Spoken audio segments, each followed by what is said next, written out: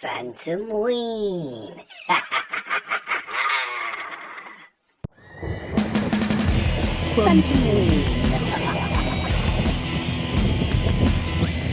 Phantomween is a little different this year. Due to starting late, I thought I'd revisit some of my old tutorials, making improvements along the way where necessary. As it was Friday the 13th a couple of days ago, I thought it would be appropriate to look back at a Jason Voorhees mask tutorial I made back in 2011. I used a cheap hockey mask that cost just £1. You can still buy these on Amazon for about £1.60 today. I covered it in masking tape, leaving gaps for the markings, which I abraded with sandpaper, then spray painted red. While the tape was still on, I marked out the extra holes that would make it look more like a Jason mask and drilled these out. I then removed the tape and used felt pens to dirty up the mask. It looked okay, but there were a few things that I wasn't happy with, so I took my original mask and sanded it down. This not only removes all the old markings, but also keys the surface so paint will adhere to it better. I wanted to go for a Friday the 13th episode 4 look, so needed to add the axe split that's made in episode 3. I marked this out in pencil and cut it out with a good pair of scissors.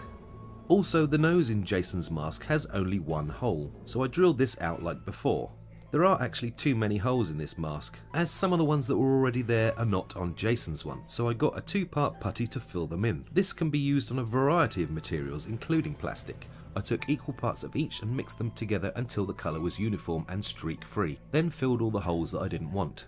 I realise there's still an extra hole above the eyes here, but I can live with that. The putty takes 2 to 3 hours to dry at room temperature, after which I rubbed it down with sandpaper and blended it in with the mask. Now it's time to paint it, which I did with acrylics. I mixed some off-white called linen with some sand colour and applied it to the whole thing with a sponge. I did about 3 coats of this, leaving each coat to dry before applying the next. I then used masking tape to mark out the triangle shapes and painted these red.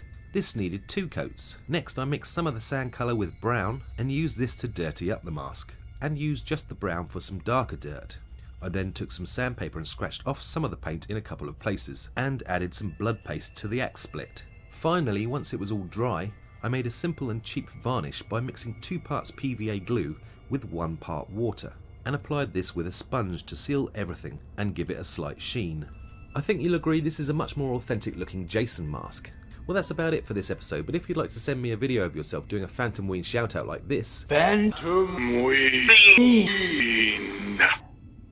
then I'd be glad to feature it in the show. Send me your links to ThePhantomMonk at hotmail.co.uk. I hope you've enjoyed this video, thanks for watching and see you next time.